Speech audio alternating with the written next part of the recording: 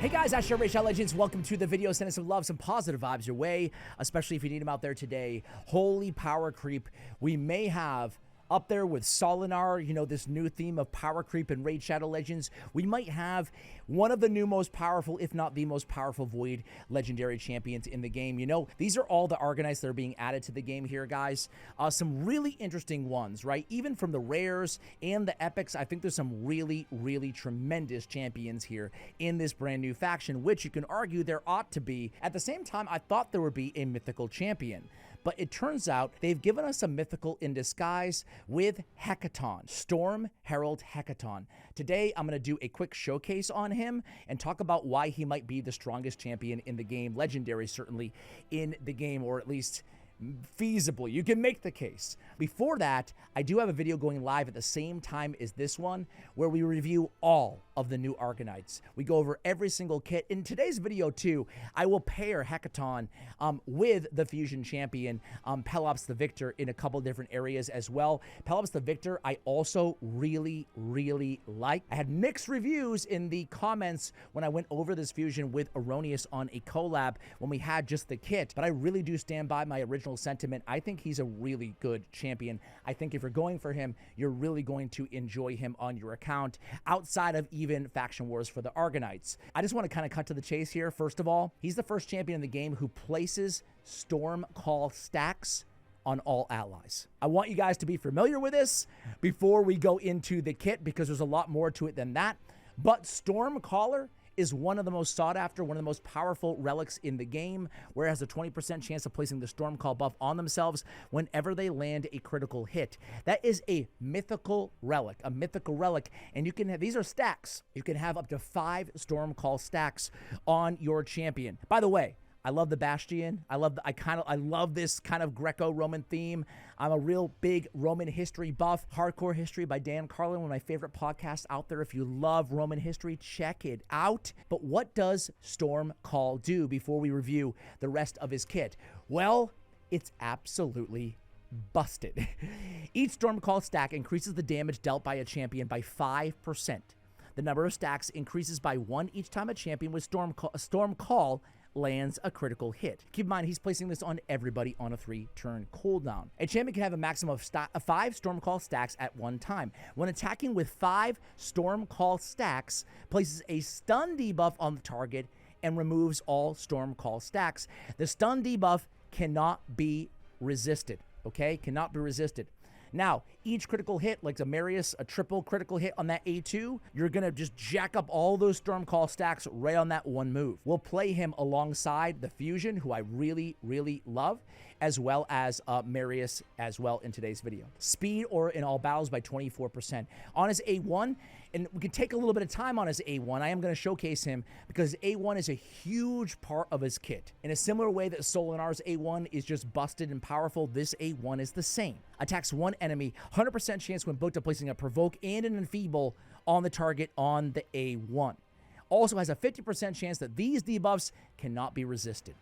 But it gets way better. If each enemy has a number of buffs that is equal to or less than this champion's, pause, attacks all enemies instead, pause, equal to is a huge bonus, because that means if nobody has any buffs, he's going to AoE on that A1. This attack is always critical, has a 100% chance of placing a provoke and enfeeble on all enemies, and a 50% chance that these debuffs can't be resisted. So what are we getting here?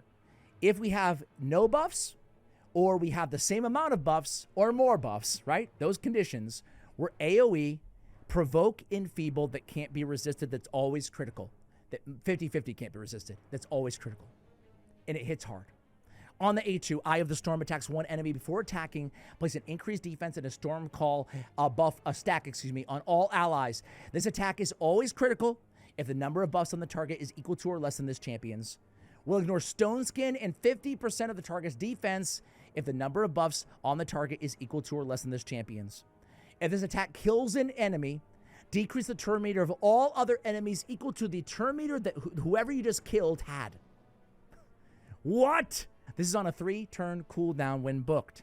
So again, we're getting an AoE that's always critical provided your buffs are equal to or more.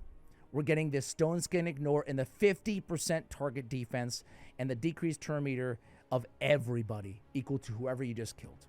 On the A3, Skyfather's Boon, we get an increased crit rate of block damage in a counterattack on an ally for 2 turns. Fills the turn meter of all allies by 25%. Now, he can obviously place this on himself. Helpful in so many different ways. First of all, block damage is fantastic when you're provoking everybody. Block damage is fantastic just in general. And then the counterattack is beautiful with the A1. Because when we're counterattacking all the time, hopefully we're AoEing all the time and enfeebling and provoking everybody. Talk about control and neutralizing your opponent with the provoke and the enfeeble, respectively. Okay? Moreover, we're placing 3 buffs on ourselves, right? If we cast it on ourselves. So we're already ensuring that we have at least 3 buffs going into ensuring an AoE on the A1. In addition to that, we have the increased crit rate. Now, the attack is always going to be critical, but sometimes you might not have as many buffs as the enemy. Maybe the enemy does have more buffs than you. So we help mitigate that with a 30% increased crit rate as well. But wait, there's more. As if this kit couldn't get any better, it does. Bolt Master passive. Whenever an ally under a Stormcall stack placed by this champion lands a critical hit, this champion deals additional pure damage to the target. If the target's not a boss or a minion, the pure damage dealt is equal to 2% of the target's max HP for every buff on this champion, stacking up to 10%. So 5 buffs, 10% enemy max HP. That's whenever an ally under Stormcall lands a critical hit.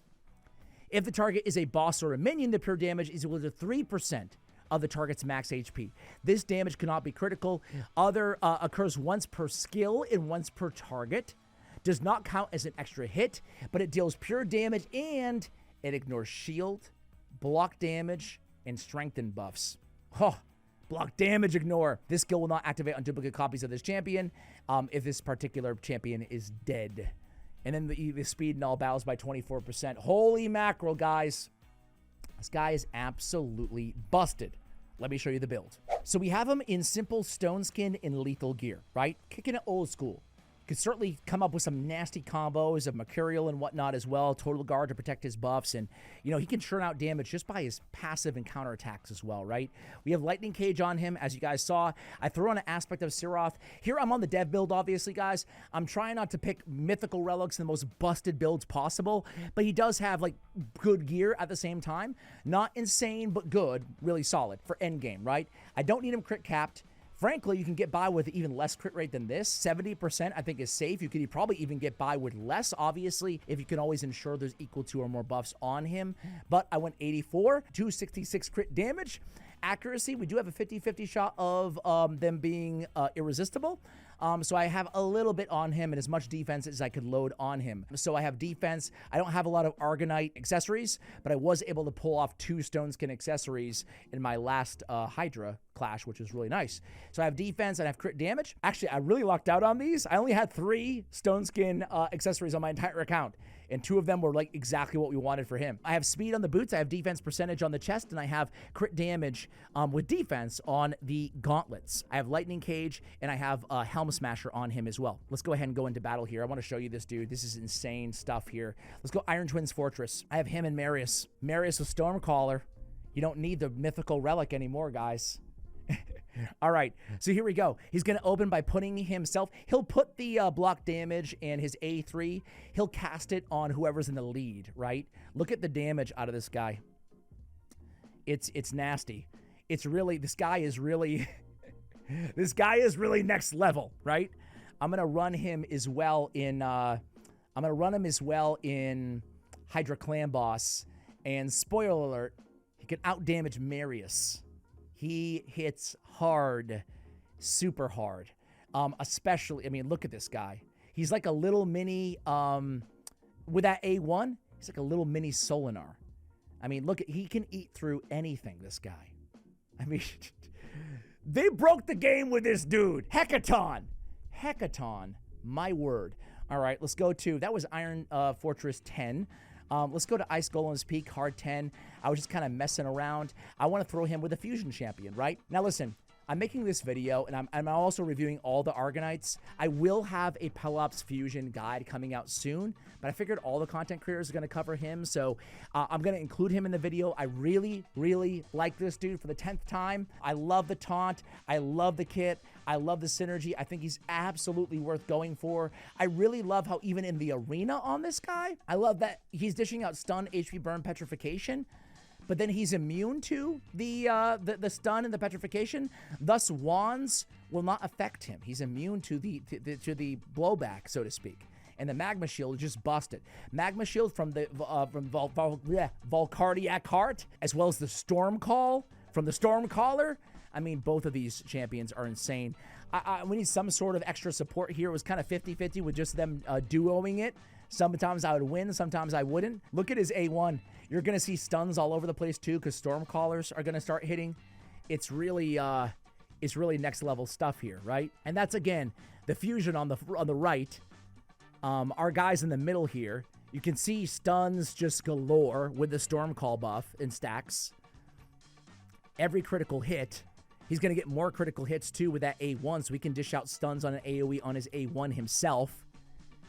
I mean, I could show you. Look at this. Enfeeble, provoke on everybody. Irresistible 50-50 shot. Oh, my word. Oh, my word. This guy's nuts. 331k damage there. And you notice, too, he decreased the turn meter. That was his A2. He decreased the turn meter of everybody, of course, based on the turn meter of whoever he just killed. Oh, this guy. Talk about power creep. And I know the #1 comment is going to be, great, another OP champion who I'll never get. And you know what? I hear you loud and clear. As somebody who burned through like 400 void shards after going after Solinar, I totally hear you. I guess I'll say, and maybe this is not even going to resonate with anybody. Maybe it's out of touch, but at least he's not a mythical, I guess. Mythical in disguise, and at least he didn't litter or water down the void champion pool as well. But the Stormcaller with all the stuns, let alone the extra damage, it's just busted. And again, for those of you out there who are not like super in tune with mythical relics, I don't have a Stormcaller, but it's certainly one of the most sought after relics in the game for that buff. And now he just has it on an AoE, the stack. Oh my god. This is Ice Golem Hard 10, the most difficult, obviously, level here.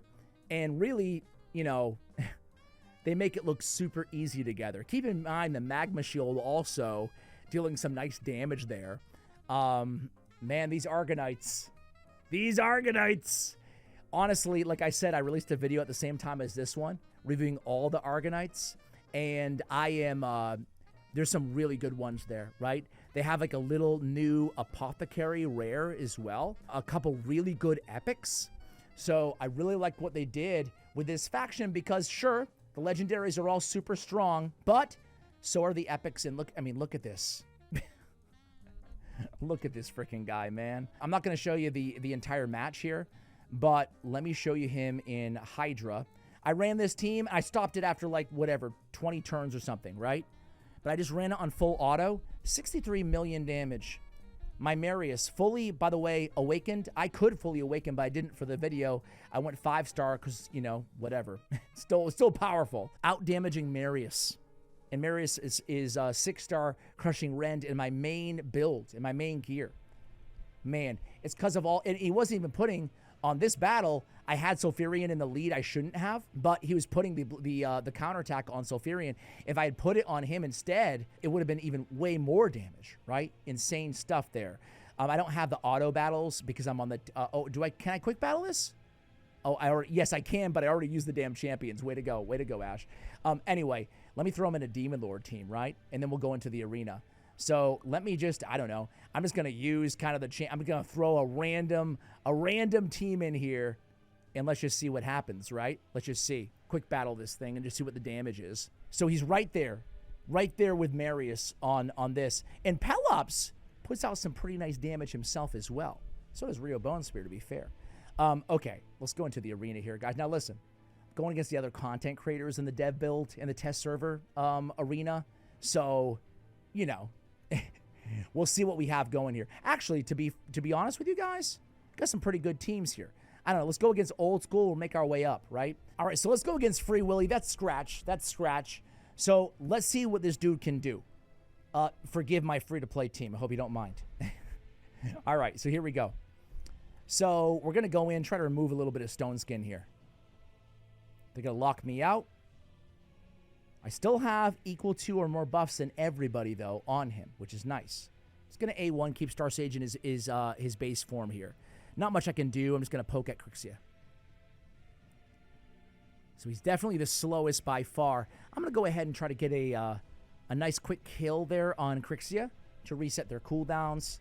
He's going to switch with his nice. He's going to kill my... Oh, he's going to go there. Okay, cool. So right now in this situation, we're going to go in with the AoE on the A1. We just enfeebled their nice. No big deal, right? No big deal. Now we have the 50-50 chance of resisting. Unfortunately, that resist didn't proc. Luckily, the nice thing is, pun intended, is that nice is mitigated even with his counterattack, and I have some AoEs on this team. Let's go ahead and try to kill Mariuszka. We don't. He comes in there, and again, we really got super lucky there, right? We got, not lucky, I should say, but aspect of Siroth on his Mariuszka. You son of a jackal, Scratch! All right. He comes in there. We don't die. We're going to AoE. Ah! Now the unkillable Scratchinator, man. Okay. Getting some kills here. Total guard. Everything's looking pretty good. But we're going to have to kill everybody all over again. I don't want to deal with nice. I'm going to have to deal with them anyway, but I want to recoup a little bit because, you know, I want to recoup a little bit. Things weren't looking so good. All right, let's A1 there. So beautiful. I mean, not that we need it on Mariuszka, but it's just really cool, I think. Let's just A1 here. It's really cool that you just get that much value out of that A1, especially with the counterattack, right? Okay, so right now, obviously, we're pretty low on HP. We'll get the heal in. We're going to go ahead and get that kill on Mariuszka. Check this out. I mean, all I need is somebody to attack me, right? Somebody AoE. Star Sage has an AoE on his A1. But he has buff removal. But we're good. We have Lightning Cage. I already mentioned that, I think. Okay. He won't kill my Star Sage. We'll just poke away at his Star Sage. And, I mean, let's go in with the Eye of the Storm, right? So let's go in there and work on Star Sage Galathir. Big damage, 308,000 damage there. Granted, he has nice, so, you know, it's not over. Far from it. Keeping, we're not going to be able to keep, I don't think, Lazarius alive. Luckily, Crixia gets revived. That's not that big of a deal. Take her back down. And again, now in this situation, so far I've been putting counterattack only on himself. We have Total Guard on Siegfried. Let's go ahead and protect our weakest ally here, and that is our Reviver and Star Sage. Okay, now we can just get the kill, hopefully. Okay, there we go. Let's go with a team that is... Let's take maybe Siegfried out. I want to go with somebody who's Fabian or something, right? Just a lockout, right? Because I don't want... Siegfried kind of stole the show in terms of the damage. I want to showcase the damage here a little bit. This guy's going to be an absolute meta beast in the arena if you can get your hands on him. All right, so the lockout again from there, Fabian. We're going to cleanse our team, kind of set the table here, and we're going to reduce turn meter against Embries. All right, let's go ahead and switch forms here. Try to get a kill on Fabian. Carnage probably in Swift Parry. And then, again, this is our A1 right now. We get the AoE. It does enough damage where we killed right out the gate there. Beautiful stuff. Okay, AoE there. And here we go. And again, that A1, not too bad, but they got resist there. I'm not sure if it was critical. Okay, hey, not the end of the world. It gives us more time to show them off. Our Fabian can neutralize their team. We'll go ahead and I'm actually just going to try to get the revive off of Lazarius versus getting the cleanse off of Star Sage. Going to go in here. Going to speed boost. Going to give him his A2. Boom. You know what I did? I didn't even look at turn meter. right? I didn't even look at turn meter. I should have targeted whoever had the highest turn meter. I should have targeted Hilvy. So my bad there. We're just going to come in here and switch forms and make up for my sloppy play and lock everybody out or kill them. There we go. All right, I'm going to keep going here, guys, because still haven't done a great job, frankly, in showcasing him. Let's just keep going down the line. All right. You know what I think I might do is... No, this is actually cool. This is actually cool. All right, let's do this. Plenty of buffs on my man. Going to lock them out.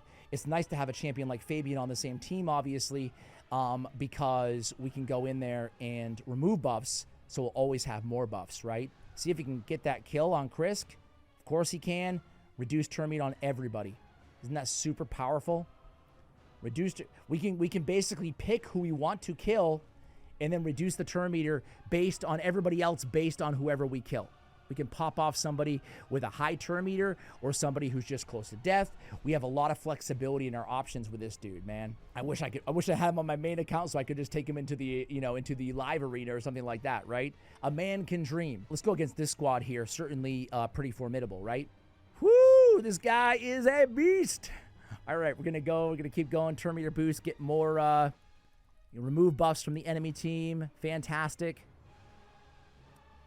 Okay. So this time I'm going to go with it's tempting just to, we're just going to open up with the Eye of the Storm again because we can kill Lady Noelle, ignore 50% defense, get Storm Call on everybody, reduce turn meter.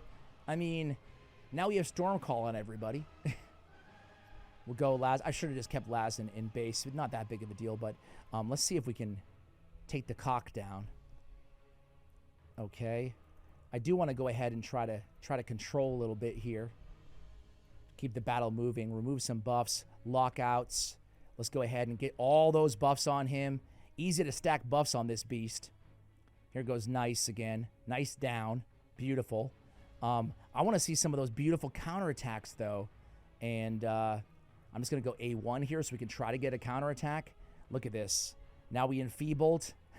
Now we can pop him off. Big boy damage. Easy peasy. Go against Jedi. He's going with Khan.